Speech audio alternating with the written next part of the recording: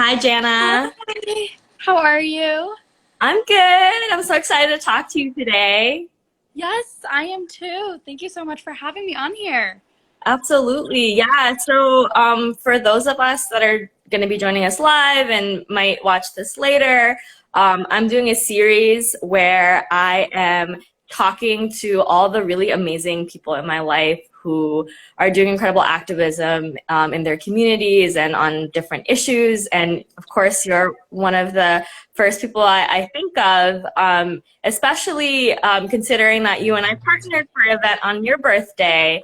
And now I feel like it's a really awesome full circle moment to have you on my birthday and kind of shine the light on the work that you've been doing. So do you want to talk about your activism and also a little bit about 17 for 17?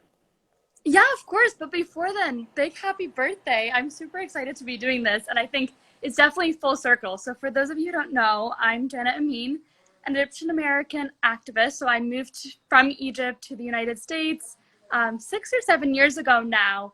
And since then, I've been advocating for changing the narrative around Muslim women from that of viewing them as victims of oppression to viewing them as the powerful women they are.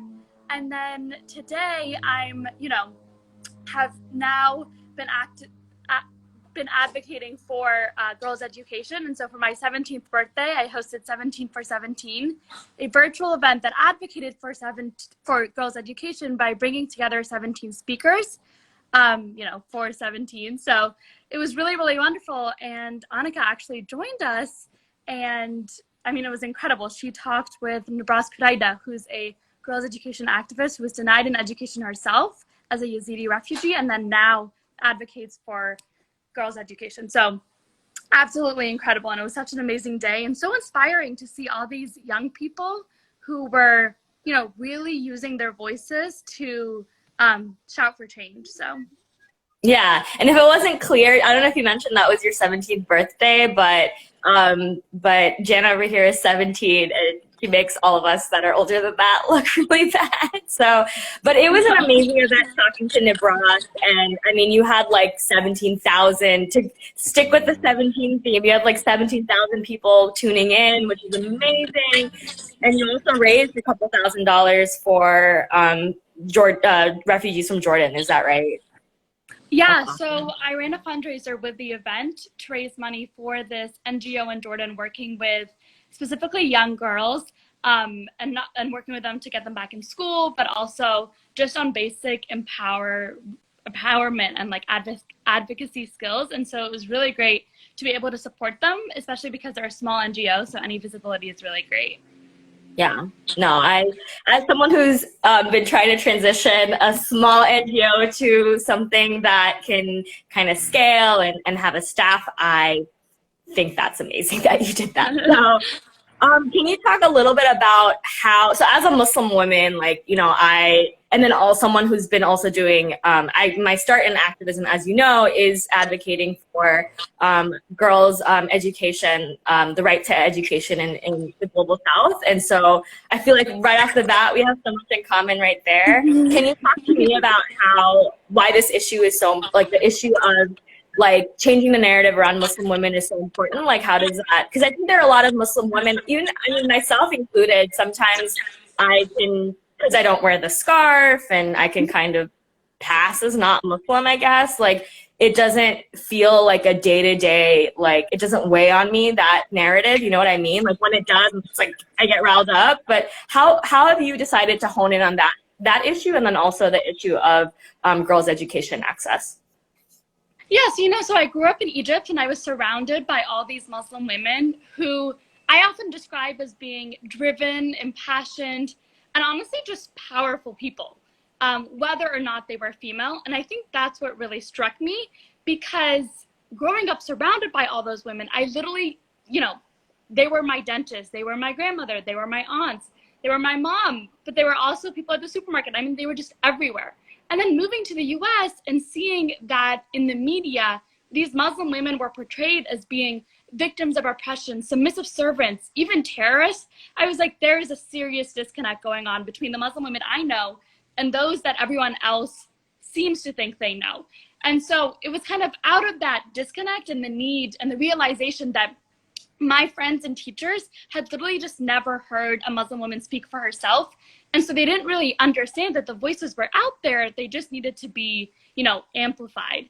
And so that's kind of how I began my activism journey, advocating for Muslim women. And, since then, I think I've come to a realization that as a Muslim woman in the United States, but even in Egypt, I have things much easier than so many because I don't wear the hijab, because I don't have to face the discrimination on a daily basis.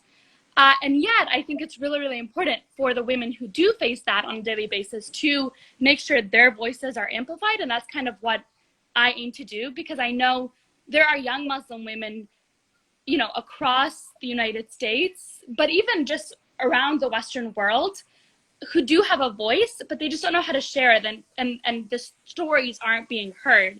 And so for me, it's recognizing that Muslim women come in so many different shapes and forms, whether they wear veil or not, whether or not they're young or old, whether or not they're immigrants or just Black Muslims who, either converted or were Muslim from the very beginning. And so it's kind of like that realization that there is no one depiction or one image of a Muslim woman, and how do we make everyone else understand that?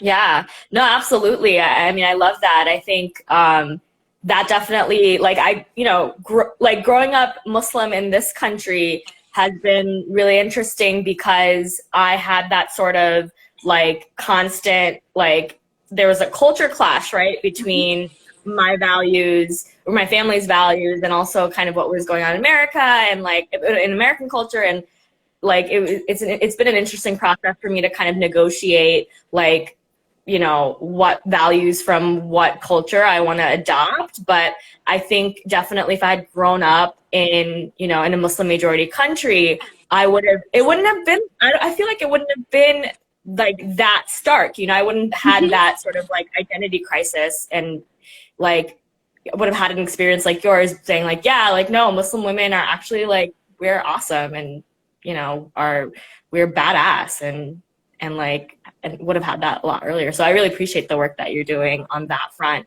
And so can you tell me also about how you got into Girls Education Advocacy? Yeah, so growing up, education has always been a pillar in my life and my family's life. And I think that just coming out of that, I love and have always loved to learn. And the realization that so many girls around the world will never get the opportunity to learn how to read, to write, something that is literally so basic to so many of us and informs, every minute of every single day, whether that's learning to make a recipe while we're stuck at home. Just very, very simple things that girls around the world cannot do because they're not afforded access to education. And so for me, it's how do we really make that happen? And how do we ensure that girls around the world do have access to not only 12 years of basic quality education, but also the things that we take for granted alongside education. So learning how to public speak, learning how to use your voice, learning how to, navigate an interview, all these things that a lot of the times are afforded to boys, but aren't necessarily given to girls. And how did you find out about this issue? Yeah, so actually in 7th grade, I got connected to this organization in Egypt called Heya Must, which basically just means she is Egypt. And, I visited them in Cairo, and they work with underprivileged girls in the slums of Cairo on a variety of things, including education and education access. And one of the girls in particular, she's called Amani, and she was 15 at the time. So only a couple of years older than I was, probably around 2 years. And she was telling me about her older sister, who was at the time 17, had gotten married at 14, and had 4 or 5 children by then. And she said, I didn't want to do that. I see how much you're struggling to provide for those children, etc. And so I want nothing more than to, really advocate for myself. And she got enrolled in the Heya Must program, and now she's, doing incredible things, and she wants to become a human rights lawyer. And so seeing that at such a young age and being like, oh my God, education not only transforms that girl's life, but her entire community as well made me really want to advocate for girls' education at a higher level. And for me, learning during the COVID-19 pandemic that almost 20 million fewer girls will be returning to school in the fall, I was like, oh my God, that is such a lost opportunity. And there's so much progress on girls' education that's being lost right now. So we need to change that. Yeah. It's an incredible story. And I think, it really encapsulates, I think, the reasons for why so many of us are in that particular fight. I learned about the issue back in 2004, thanks to Wendy Lesko. You know Wendy, at the Activism Project. Like, she's always just, and this was before, like, Let Girls Learn and all, before Malala really brought this to the, with her terrible tragedy and triumph, like, brought this to the spotlight. And so Wendy really saw this being like the issue of the, upcoming millennia, right? And so got me and my friends together to talk about the issue. And I remember very vividly, and the reason that I was pulled to that meeting was because my friend told me, actually, Bangladesh is which is the country where my family's from, is one of the countries with the worst outcomes for girls in terms of education. And so, and then at that time, the stat that was encapsulating the crisis was 100 million girls around the world were denied an education. And so since then, I don't know how much that number has changed, that 100 million number has changed, but I do know in Bangladesh, at least, like, they've made incredible strides in girls' education. Do you know how, do you have a sense of like how things have changed for girls since there's been a lot of attention on this issue in the last 20 or so years? Yeah, so definitely access to girls' education was really becoming a priority, which was really great to see. And, I think we had gotten to like 130 million girls around the world not having access, which was a record number. But unfortunately, because of the current crisis and the current economic consequences of that crisis, there's more girls who are in school who won't be able to return. And so it's kind of, the progress is, we're almost reverting to what was happening, almost 10 years ago. And I think that's so disappointing because you're like, these girls will never have the opportunity to pursue an education again. So how can we make that, not the case? And I think the real realization for me is that girls' education is a priority beyond times of crises. In reality, girls are the future, like they are our future. And I truly, truly believe that. Yeah, the future's female. Yes, definitely. Were you gonna say anything else? No, yeah, I was just gonna say that, like, I think as much as possible, we should all be advocating for girls' education and also for the empowerment of young girls, even here in the US, where, it seems like all girls have access to education, but there's still so many barriers in place. And so it's realizing that the work is never over and you'd really just have to keep pushing as much as possible. Absolutely.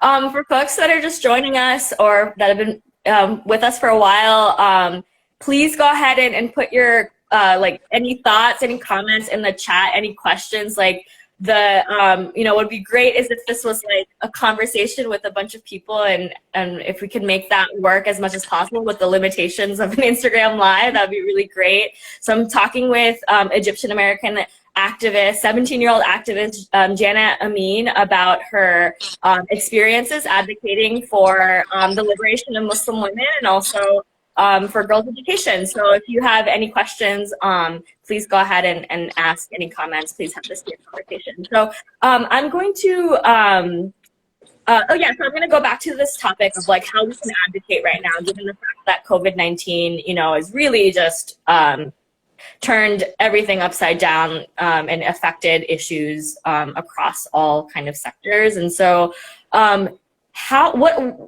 do we need to go in terms of our advocacy for girls' education at the moment? And specifically, I think one of the things that a lot of people struggle with as Americans or Westerners dealing with these international issues that are so intractable or feel intractable to us, right? And, I think part of it is also like when you're talking about how like COVID prevents girls from going to school, like in my experience in this work and supporting like a cohort of girls to go finish primary school and go into secondary school in like a rural village in Mali.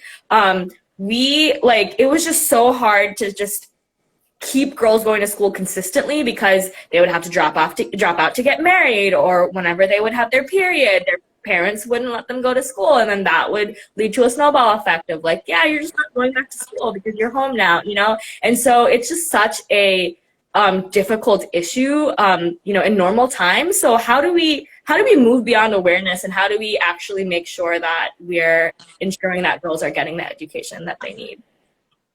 Yeah, I think that's a great question. And I think that's a question that applies to a lot of other issues as well, especially as we're stuck at home. And it can kind of seem that like activism work, advocacy work has to slow down, when really I think that's not the case at all. So for my 17th birthday, that was actually in the end of May, and I had been stuck at home for like 3 months by that point. And I don't think I would have ever even thought to host such an event had I been, you know, caught up in the regular day-to-day life at school. And so I think, you know, really think about the almost endless possibilities that this confinement gives us, because there is so much you can do in a virtual world, and there are so many more people you can connect than might have been possible if you wanted to hold an in-person event. And then I think building on that, when it comes to girls' education specifically, recognize that you, as someone living in the United States, won't be able to work on a grassroots level to affect change for girls' education. That's the reality.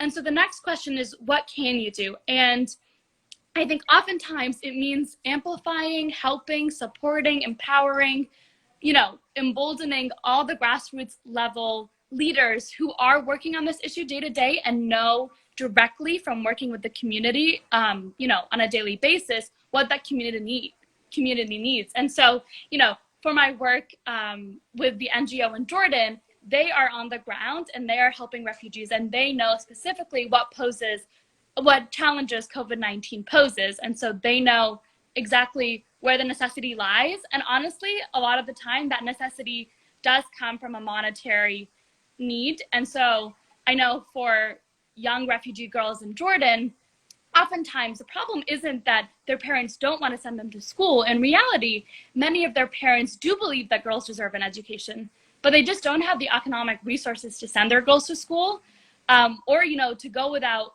the manual labor that their girls can often help them with.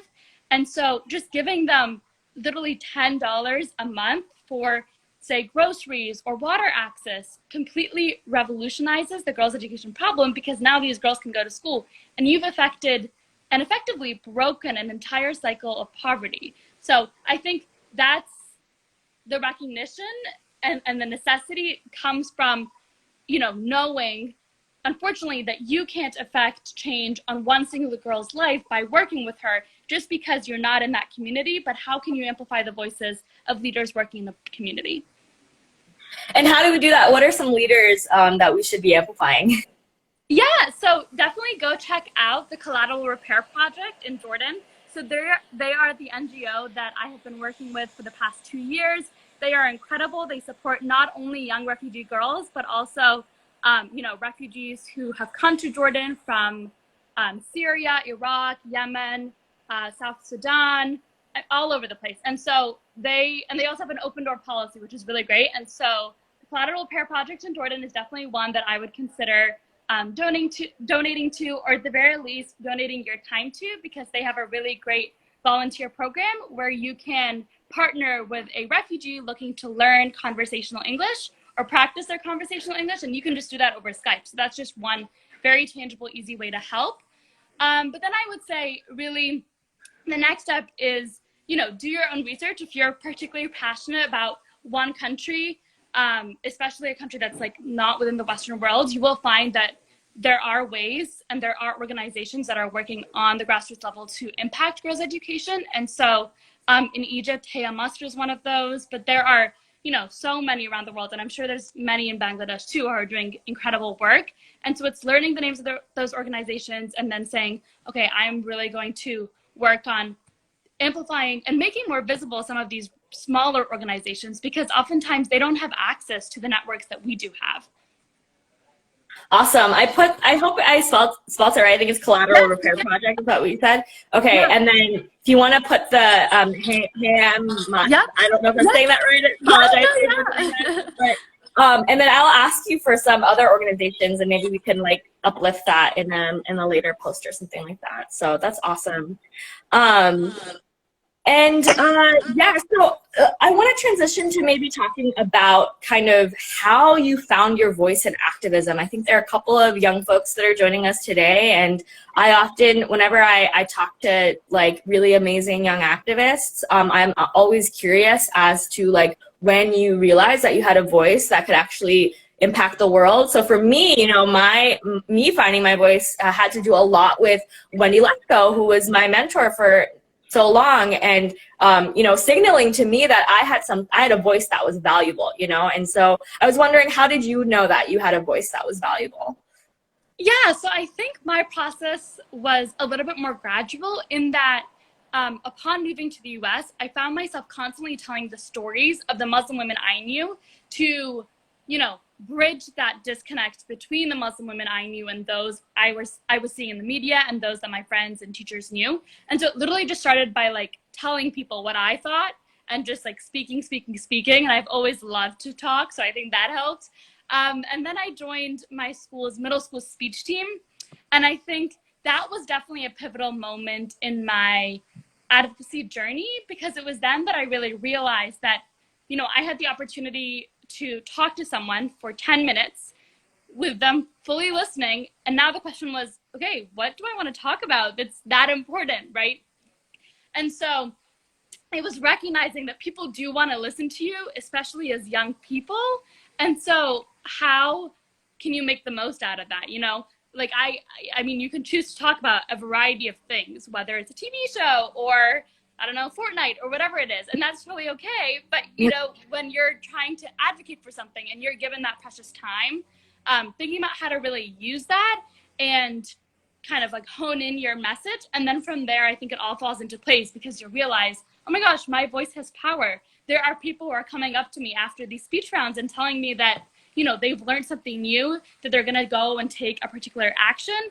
And that's incredible. And I need to do more of that. So that was kind of how it came to be for me. I love that. And now you're, you know, doing many things, one of which was planning this incredible event for your birthday, where you got so many people to come out. It was so well run. I mean, how do you have any advice for folks that are looking into planning events like that? Like, what are some things to consider? Yeah, so the event ended up being on May 29th, and I started planning it like 2.5 weeks before. I literally, oh my God. I had no idea. I was like, oh, maybe I'll just celebrate my birthday with like a few friends over Zoom. And then I kind of started thinking, and I was like, well, I kind of like to do something more meaningful since it's just such a new and bizarre year. And there is such a need. And for me, it was girls' education, but it literally could be anything for any other young person. And then from there, it was, and I kid you not, just reaching out to people, literally over Instagram DM, over Gmail, over LinkedIn, any contact that I could find to people who I knew were passionate and loved and cared about this issue. I basically leveraged all those contacts and just reach out to people. And I was beyond surprised by the amount of people who said, yes, oh my gosh, I'm so in. This would be such a pleasure to join. And I never thought that the CEO of the Malala Fund would say yes. I never thought the director of Michelle Obama's Girls Opportunity Alliance would say yes. But they all did. And once it started falling into place, I was like, oh my God, I'm about to confirm 18 speakers. What am I going to do? That's more than 17, you know? And it was literally just by reaching out and trusting in the fact that this topic and this issue is one that needs to be advocated for, that I found so many people willing to support me in that cause. And so many people who were just excited to come together and I think do something that, you know, gave us all hope, because that was definitely something that was missing in my life a little bit leading up to the event, because you're back at home isolated, you don't really know. You see all these big issues in the world, all of them that are kind of getting worse as the COVID-19 pandemic continues. And you're like, this is really awful. So I guess, you know, that was just really, really amazing. And again, I never expected any of these people would say yes, but really my biggest advice would be just reach out and just ask. You never know. People really do love supporting young people who are looking to make change in the world. And so more often than not, they will respond to you and they will be very, very excited and happy to help you. And that was, you know, my experience with the Youth Activism Project too.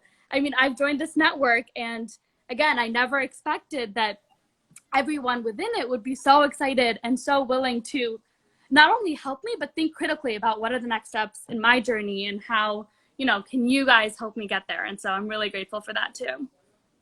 Thanks for that plug for the Youth Activism Project. I'm just going to ride that wave and tell folks, if you are just hearing about the Youth Activism Project, it's the nonprofit that me and Jana are part of. I lead it, and it's the Facebook, oh my God, wow. I'm turning 29 today, and so it makes me feel really old, and I think that was like a Freudian slip to remind like folks how old I am. But on my bio on my Instagram, I have I link to our Youth Activism Project Instagram, where we have tons of advice on how to be an activist and how to basically do what Jana is doing. So please join us there and be part of our community. We'd love to have you. So I'm gonna also ask folks, if you have any questions, to go ahead and drop that maybe in the chat or in the question box for Jana. And then as folks are doing that, I'm gonna ask maybe one or two questions. So one question I'll ask you is, what do you love about being a Muslim woman? I actually love a lot. Thank you for asking that. So one of the things I think I love most is the historical legacy that I know I'm a product of. And so, you know, I recently especially have been reading about all these incredible Muslim women who changed the world for the better 50, 80, 100, 3,000 years ago. And so, for example, there is Fatima, who started the first, you know, university that's like now continuing in Morocco. But there's also so many other ones that I think I have really loved learning about. And it's from that legacy, and even more recent ones, like I'm actually, you know, just going to share, but like, I think, you know, one of my two biggest role models are Dr. Alet Morabit and Dr. Rania Mashat. And so Alet Morabit is a peace builder and a UN advocate for women's rights, and she's Libyan Canadian and a proud Muslim woman. And then Dr. Rania Mashat was Egypt's first female minister of tourism, and she's also an absolute rock star.